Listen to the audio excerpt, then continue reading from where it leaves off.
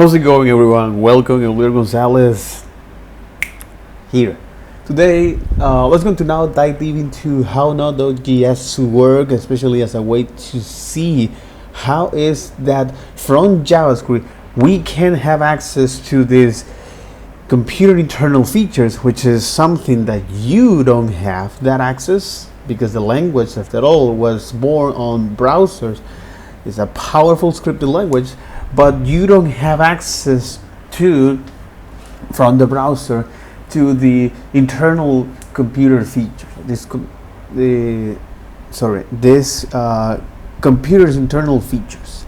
So the question is that how this stuff actually works. What is the mechanism, the path that it needs to go, especially for servers, and also for other features that now Node.js allow us to do.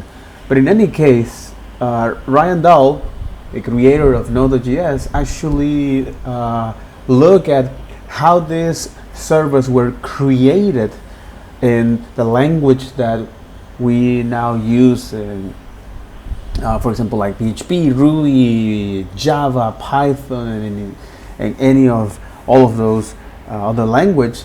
And now JavaScript, right? So, because with the idea of this Node stuff is to now help us to bring the model in which now Node.js operate this event-driven based way of building applications, server particularly, as a way to now is be more effective and efficient when it comes to handle large incoming requests with high throughputs. Which is what happening is anytime you use, for example, servers like PHP, Java, and Ruby, so they create now is a separate threads on that. So and a thread is just a single unit of execution within that program. So a program can have and must have at least one single thread, but it's not uncommon for programs to have multiple threads. So the thing here is that when you have now these particular models, when you receive any incoming requests from a client, for example, is when you now hear describe in this briefly diagrams, okay, is to when, for example, Seth, Maria, Rich, Michael, Mauricio, they now type x.com, right, or twitter.com to get their tweets, to have access to that. It goes now through first initially the browser that is going to communicate through the network services, and it's the browser that does that, not the JavaScript. And it now going to pass through something known as the OC model. This is not something relevant for today's course, but it's important at least to understand that how now that request, how now that piece of data is transformed in a format that can be now sent over to other computers via physical devices, via cable, and regardless how those computers are organized, the computer architecture or the computer system, regardless how they are organized, all right, we have now a common way to interchange data.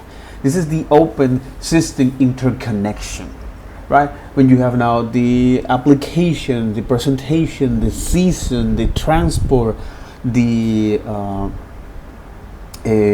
protocols, in this case the IP or the network, the data link, and ultimately the physical, which is once all of this data from the application level is transformed and now creates the communication by opening a socket and a channel, and that leads to now is create a format of how we're going to now send this data, this JSON data, this JavaScript data, into a data that can be transmitted over the physical medium, all right, over a series of 1. So again, this goes beyond a little bit of the scope, but it's important to understand that this is now the model of how that data pass inside of your computer, and then it's sent over to another computer. In the sense of the web, this data that pass through the OC model and then is sent forward over through the cable, it first now goes through another computer, where that computer has this dictionary of the IP address and the specific IP address. This address, despite being quite redundant, this address that tells you what is the physical path that it needs to go, or at least it tells you is what is the destination that this message must go. So this computer, known as the DNS, which is the domain name resolution, is now send back that data from this IP address, and then send back to the computer, in this case the client, the Michael, Rich, Seth, Maria, Mauricio, and the browser store that IP address, and then it's going to now, with that IP address, which now it knows where it's going to send this message, it's going to do that, and then it's going to forward this message using now the protocol, this way of how we can now convert a message to actually exchange that, known as the hypertext transfer protocol. That's what the name stands for. So HTTP, hypertext, is because this is a document that can have different links. So you can link from one document to another, to another, to another, to another. Hyperlink. Transfer, the name is quite descriptive. A protocol. So, and the protocol is that. So even though we put it now here, the protocol, like this, exactly. And the protocol is a set of rules that allow us to, in this case, now send data or transfer data. It's a way of doing stuff.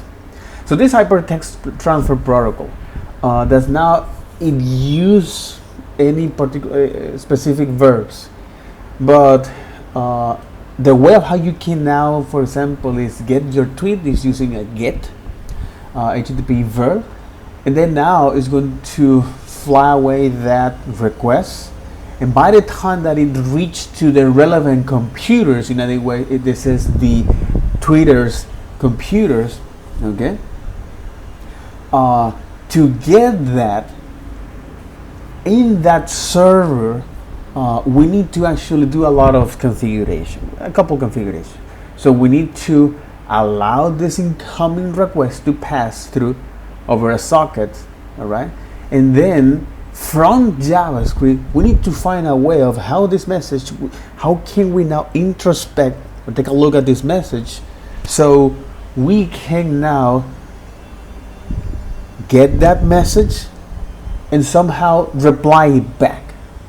But again, because we don't have access to JavaScript, we don't have access to the internal computer features from JavaScript, how can we do that? That's why we make a quick recap of a couple components that made nodes powerful. So first is, well, how this computer works, how this mechanism works, particularly how the server works, and what are the languages that we can use to write our server. This is part of the networking architecture. client and server architecture, of way of building this distributed application. But again, what we really care here is that in Node, all right, since now we need to understand, so we know what Node is doing, right? So Node allows us is to expose certain features, internal computer features in the JavaScript world, so we can now have access to and then do something about it, right?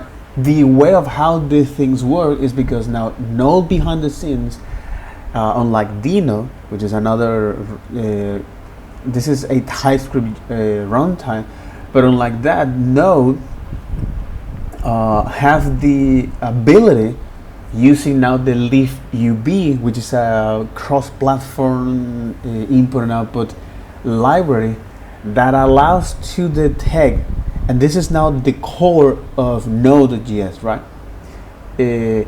This mechanism of the event loop is what allows us to handle is incoming requests or waiting for a file to be read or write, as well as to dealing with streams of data. But the thing is that LeafUB allows us to detect when an incoming message is received, because it is based on input and output, when an incoming message is received, and therefore we can now is expose that message to the JavaScript. But again, that's what we need to understand, or at least to make a quick recap of JavaScript, Node, the nature of HTTP, so we can now build our foundations of that. So because this is us describing is that calling Node.js with JavaScript, okay, and here we are just, let's go to first explore now is the JavaScript, right? So first things first, we need to know what JavaScript does, what Node.js does, the HTTP nature. Let's go with JavaScript. So JavaScript allows us to do is a couple of stuff. One, save data and it is functionality to be used later at some point in the future. We don't know when, but we're gonna use that.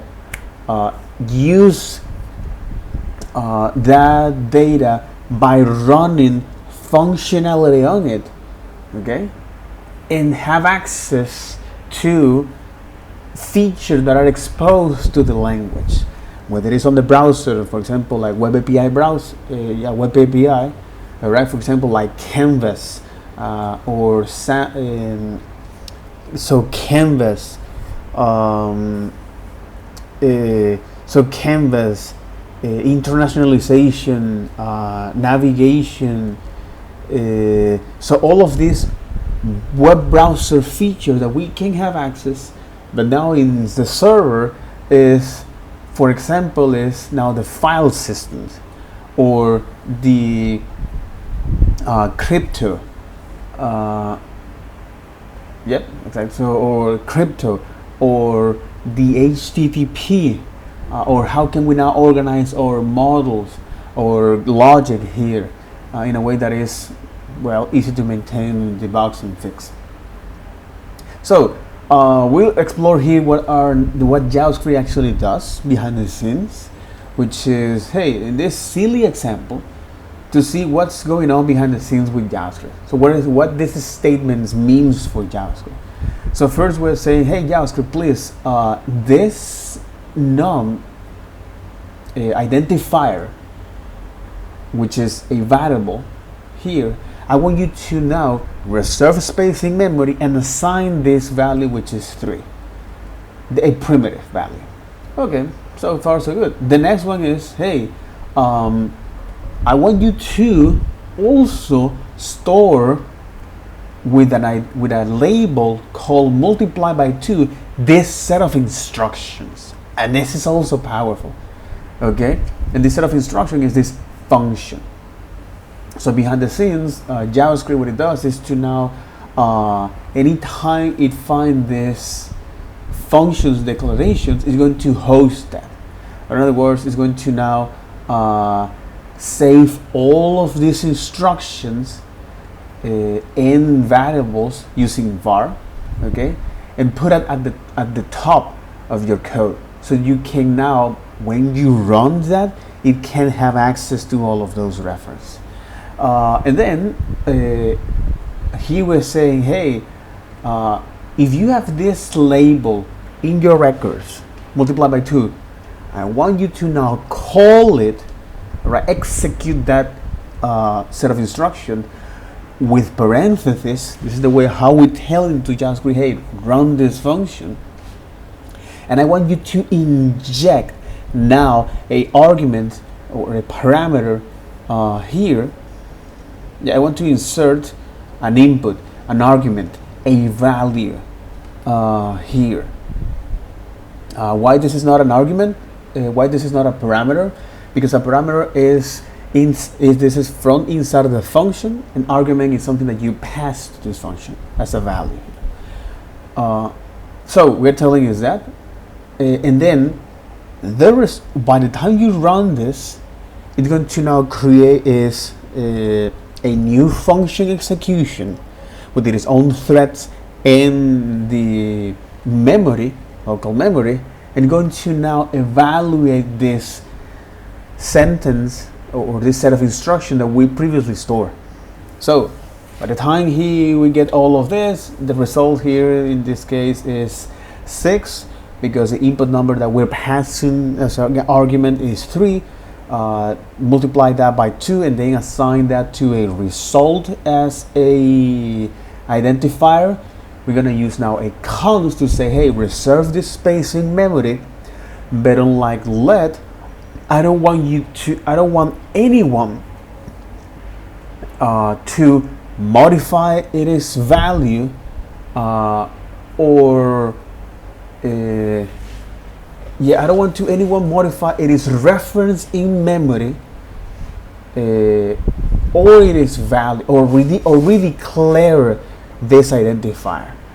Okay, this is important because this is something that allows us is to, for example, for primitive value is to say, hey, this is it. Whenever, anytime someone actually wants to reassign a value to this, no. And when it comes to objects, because unlike const, it's say, hey, I don't want you to modify the reference in memory that I'm using to store this value, and don't redeclare that. All right. If you have now an object where property and methods here, and then you now, for some reason, is modify one of its property, it will affect that. So it will change the value of that, because at the end of the day, the const keyword is just to replace. So the const keyword is saying, I don't want you to. Let me put it sure, you know. So the const keyword is say, do not redeclare and do not reassign.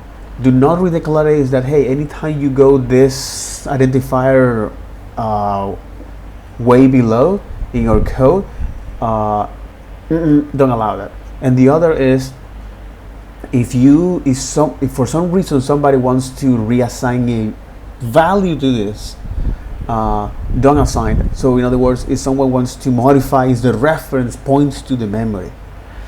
That's why, for example, it has this confusion when it comes to the using const to store variable primitive, unlike objects. So, but in any case, this description here is something important to know, because by the time that this function is now executed, it creates now this function executions. It's going to add that to the call stack to be evaluated that. And the call stack is just another component on the JavaScript that keep tracks of which line of the code is currently running. All right, and then by the time that is done, all right, it will remove that function from the call stack and then continue to evaluate the next statement. And if you find a new function, you're gonna do the same over and over. until there is no more instructions to be evaluated. And again, this is just from the synchronous perspective of JavaScript. All right. So at the end of the day, JavaScript, the anatomy of JavaScript is that you have the global execution, the global threads. Okay. When inside of this global thread, you have now the threads in the local memory. You have the function execution, which is something that is created anytime you run a function that was previously defined, and store. Okay, the call stack, which is going to now evaluate is at which line of the code is currently running. And then when it comes to dealing with asynchronous operation, task that overlaps at some point, or task that overlaps at a time, okay, we have now is this particular mechanism that is provided by the this is quite interesting. Is the this event loop is provided by the platform. I would like to ask here a little bit. No. Come on. Okay.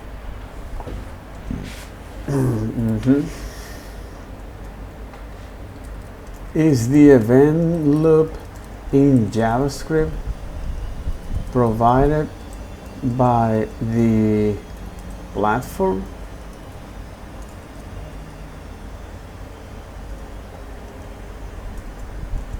Web browser or Node? In my case, it is.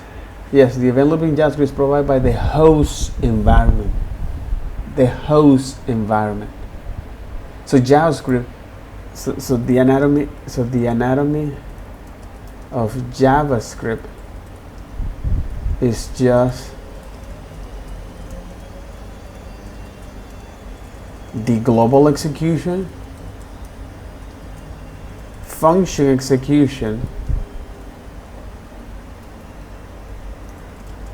and the call stack.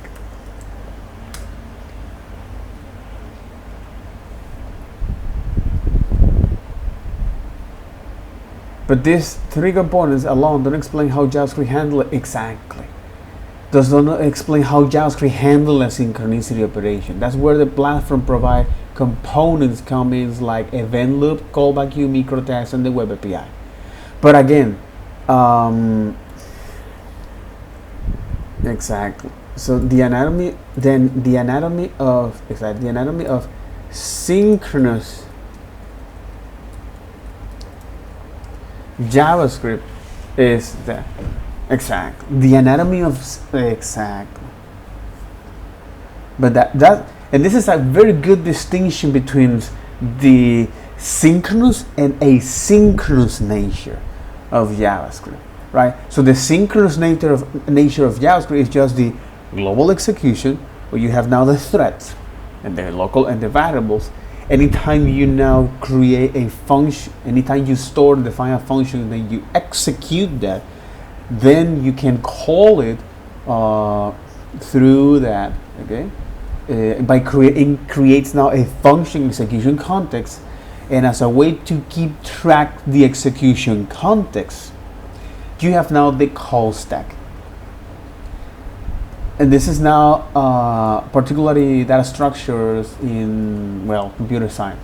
Track the execution context in an last in, first out order. The global context sits at the bottom of this stack. Function get pushed onto stack when called and pop out when they return. But again, this is the core features of JavaScript. All right, the synchronous nature, and then we look at the asynchronous nature, which is, well, now which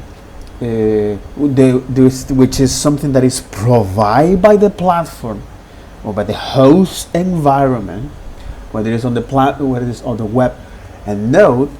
And I'm making this quick recap is just to help us and myself to map all of these different concepts, when we need to describe what's going on behind the scenes, we can actually do that.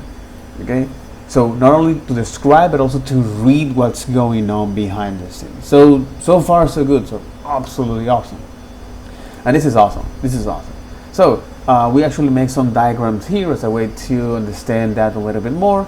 And then when it comes to now executing Node code, so particularly a server. Okay. So since now JavaScript has a lot of built-in features that now are provided by Node, and since we wanted to, in this case, know how to create our own server and how the things allow us to have access to the incoming message that comes from the network, from that socket, we're not going to dive deep into the C++ and C# code, C or C++ code, because we want to know is now what are the mental model that this is using behind the scenes, so we can now have a deep understanding of that. And when it comes to debug our applications and so on and so forth, we know what's going on. So the whole point of this is to understand how this mechanism works. Period. TLDR is like that. So and also, well, be able to describe that in the most effective way possible. Since now we have now a more general purpose library called net that allows to have access to the networking services. It's going to explore here with net, like Node.js. What? Oh, there you go. 23. Okay. So, lol. Interesting. The net. As you can see here on net, we have now access to the networking the networking services that are provided by the OS, so we can have access to this internally in the computers. Okay, so the Node.NET modules provide an asynchronous networking API for creating streams-based TCP.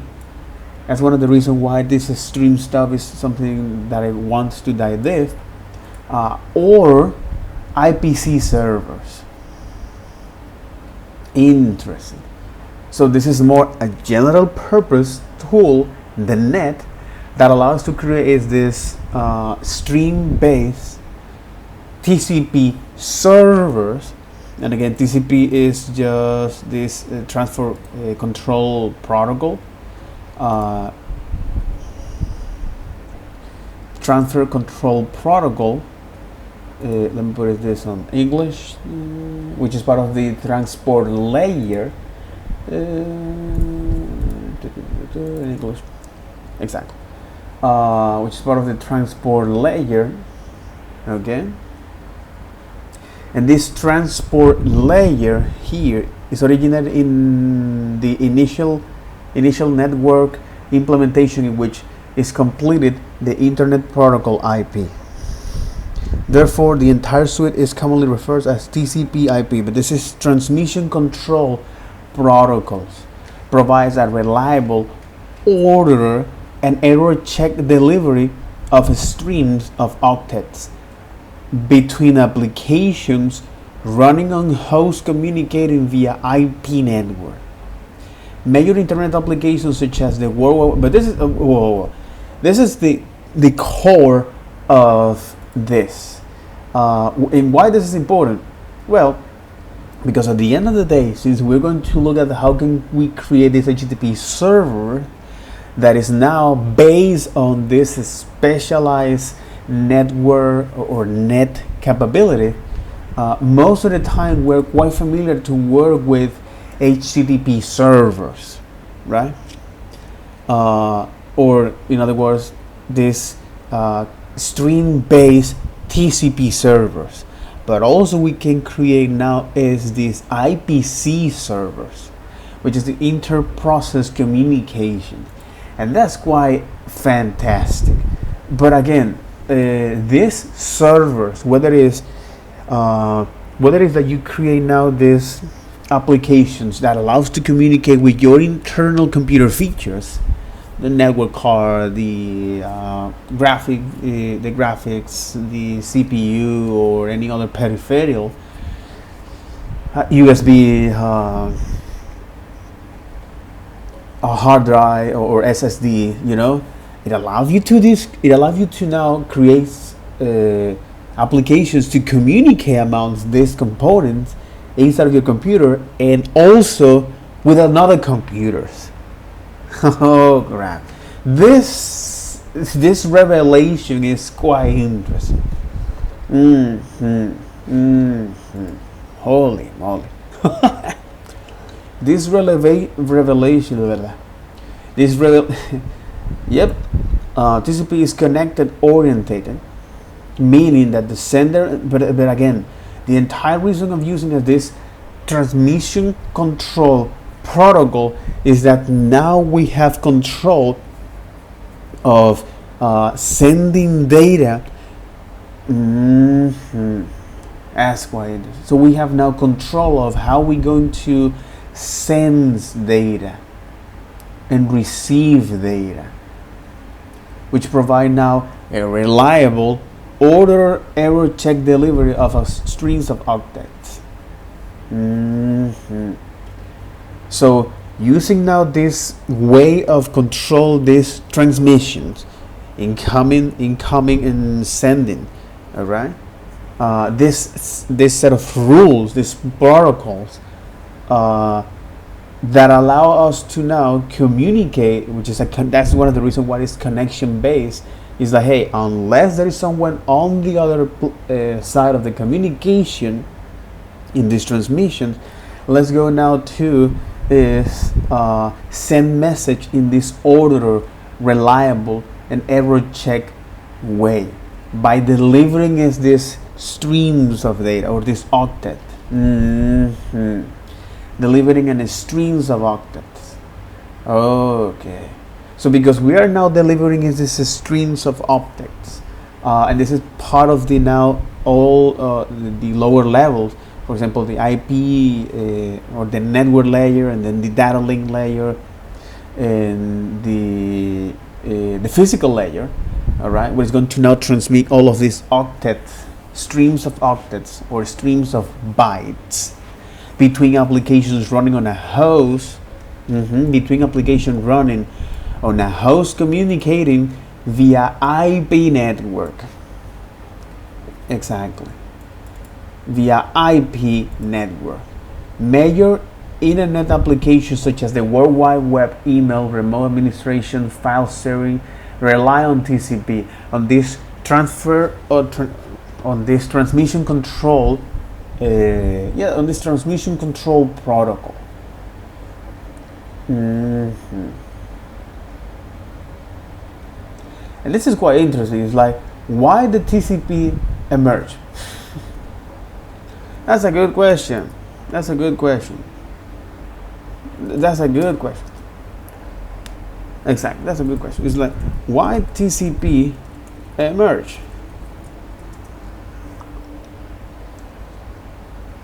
Emerging response to fundamental challenge in computer networking, particularly as network grew in size and complexity.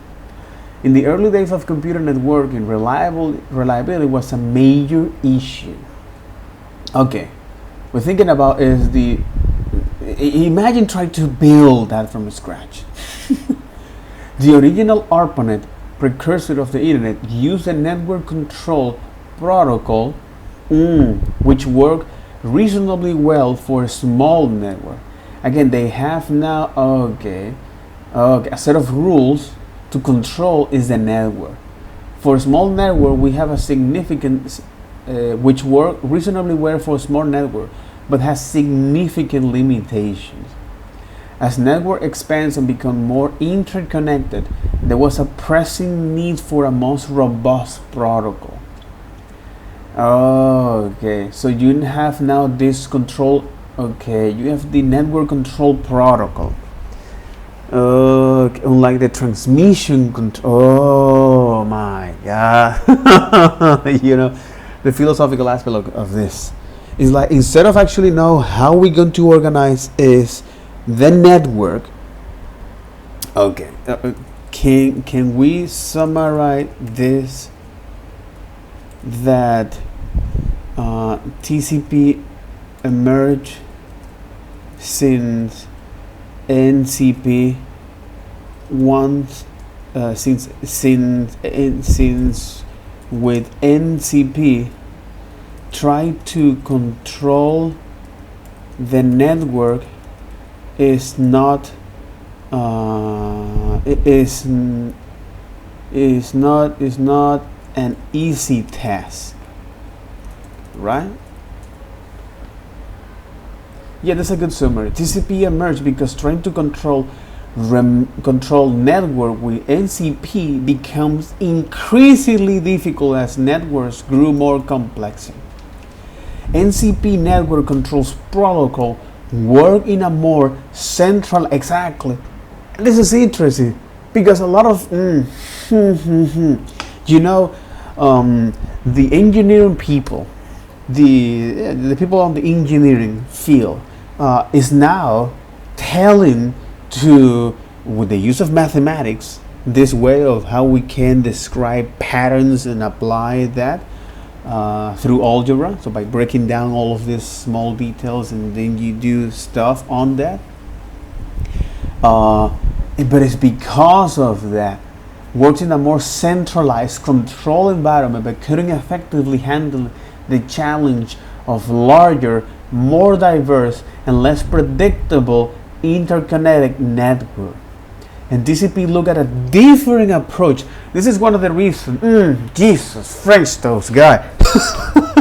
This is one of the reasons when companies are looking for people that have the problem-solving skills and all that kind of stuff. But you need to understand what is the problem here. You need to understand.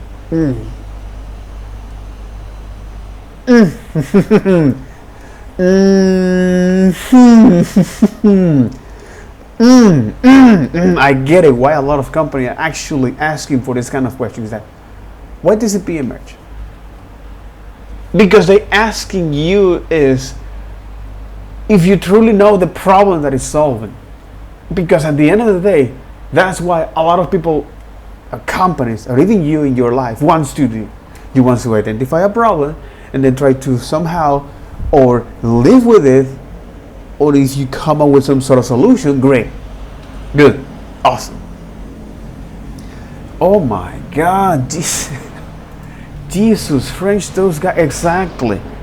So TCP emerged because NCP, this network controls protocols, which is a set of rules to actually see how you can, from a centralized place, control the network, all of these different nodes and how they communicate.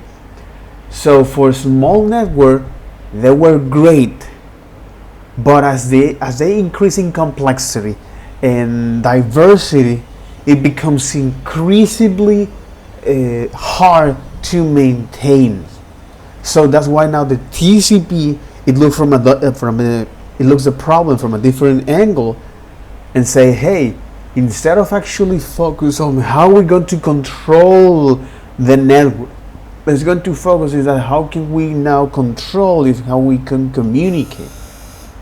TCP took a different approach by focusing on reliability at the endpoints rather than trying to control the network itself. It is essentially acknowledged that networks are inherently, exactly, it is essentially acknowledged, well, perhaps you are generating all this kind of code in an hallucinated fashion, but in that case. Give me a second, I'll be right back. And we're back. Right, so now that we know why TCP emerged, I think it's because prior to this, we have something called the NCP, Network Control Protocol. Again, the entire reason of this is since we want to have a centralized place back in the old days before ARPANET, We want to have now a centralized place. That's pretty interesting, bro. It's pretty fucked up interesting. Because we have not exactly the original ARPANET precursor to the internet used. So the original ARPANET used the precursor of internet, used the network control protocol, which was reasonably well to control is networks. But when it comes to expand and increase more the interconnectivity and the diversity of connections, it becomes quite challenging to do that. So instead of now looking at how can we control is the network, they look at from a different angle and say, let's go to see how can we now define a set of rules to communicate. A set of rules to communicate this. So TCP took a different approach by focusing on reliability at the endpoints. By focusing on the reliability at the endpoints rather than trying to control the network itself. This is a very interesting question here. Okay? And a little bit of history here. A little bit of history. Yeah, a little bit of history here. What the French stuff is doing?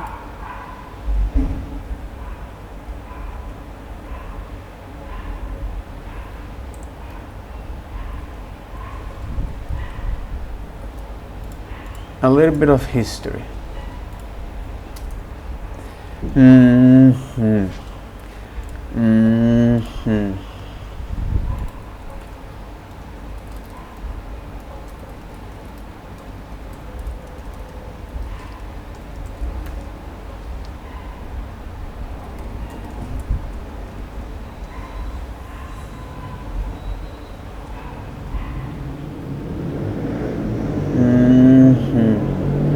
The design philosophy of DARPA, Internet Protocols, and the NCP.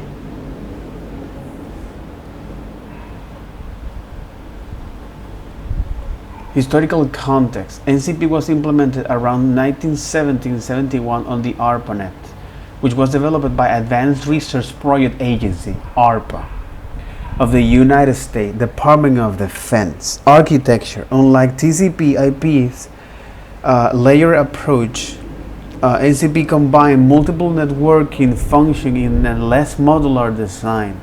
It was primarily designed for host-to-host communication in a controlled environment. Host-to-host communication in a controlled environment. Interesting. Very, very interesting.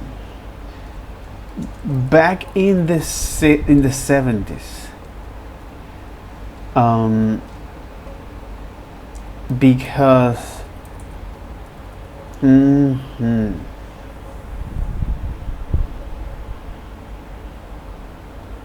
as Flag Day, the ARPANET officially transitioned to NCP to TCP/IP.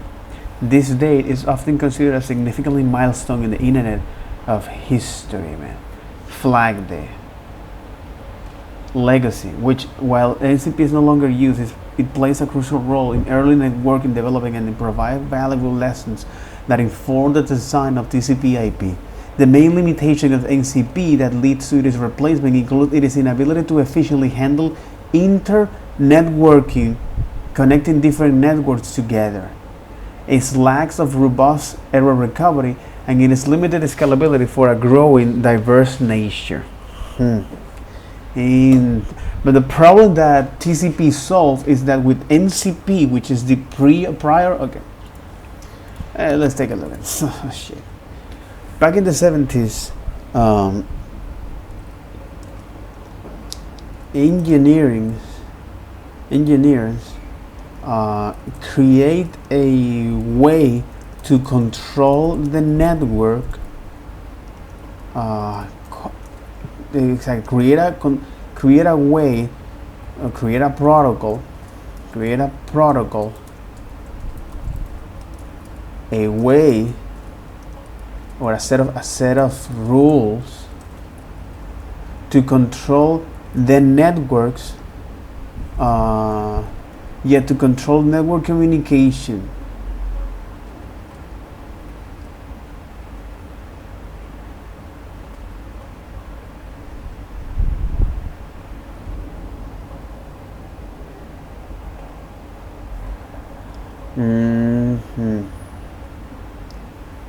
Exactly.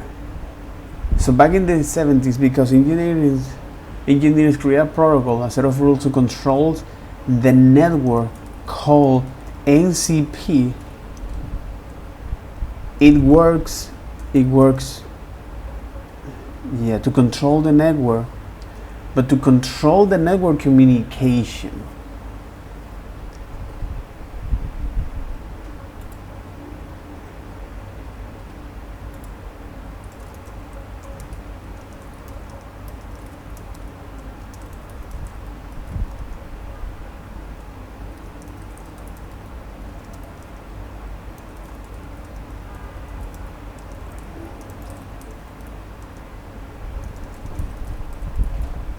In a control environment,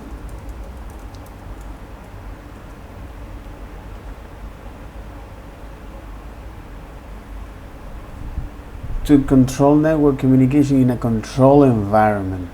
Exactly, which has relatively small homogeneous network with limited participant, all operating under the same administrative control.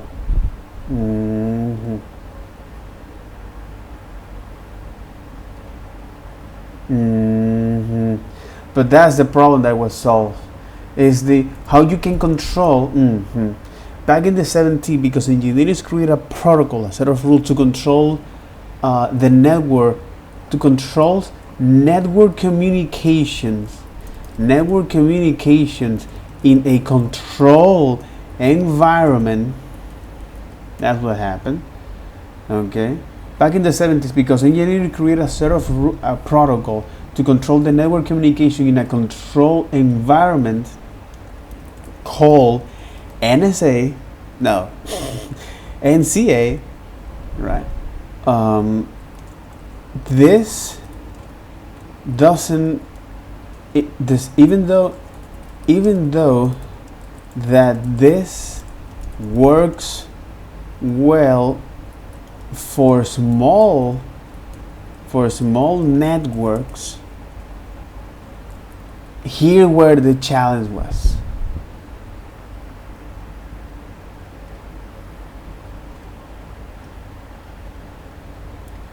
This control environment context is precisely why NCP became insufficient as no, it's not. Centrally managed by ARPA, has a limited number of nodes, initially just 4, consisting of the main limitation is that inability to efficiently handle internet working, lack of robust recovery, and limited scalability for growing and diverse networks.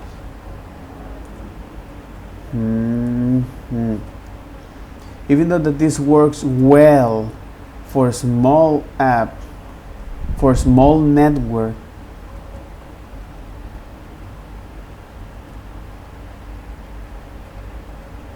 okay.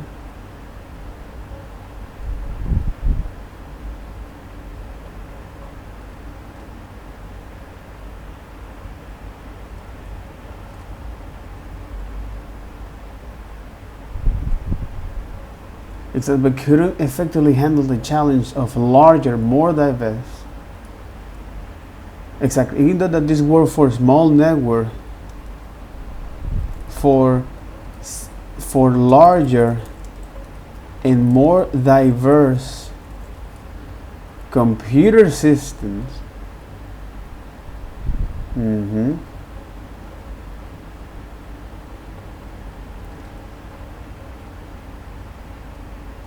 But couldn't handle the challenge of larger, more diverse, and less predictable interconnected network.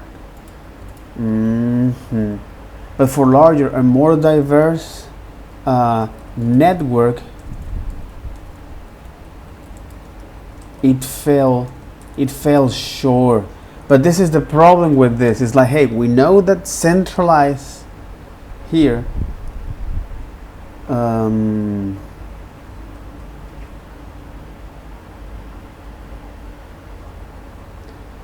so networks are inherently unreliable, and building mechanisms to ensure reliable communication despite this unreliability.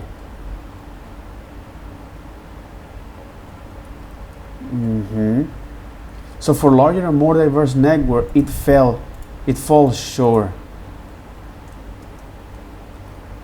So TCP now aims. So TCP look at the problem from a different angle. Yeah, look at the problem from a different angle.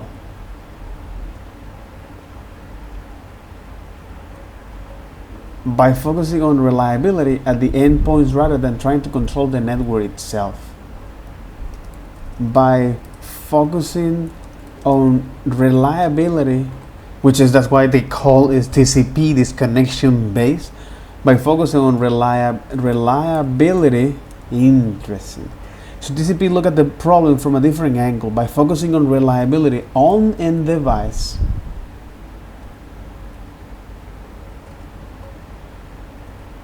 At the endpoints, exactly. By focusing on reliability at the endpoints, rather than trying to control the network. And this is the reason why TCP emerged. So why TCP emerged? Okay.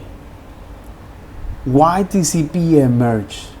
Because back in the 70s, engineers, they create now a protocol to control the network communications in a control environment called NCA, Network Control Protocol. Despite that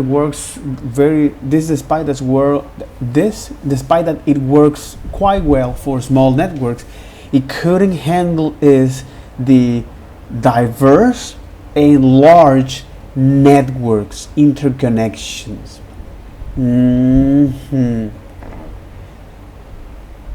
So TCP, instead of trying to control the networks, it looked from a different angle by focusing on the reliability at the endpoints.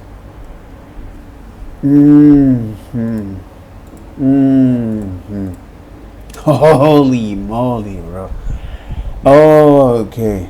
So that give tons and tons of context instead of why we actually using is TCP, all right, and not any other control protocols, because TCP now provide is this reliability at endpoints.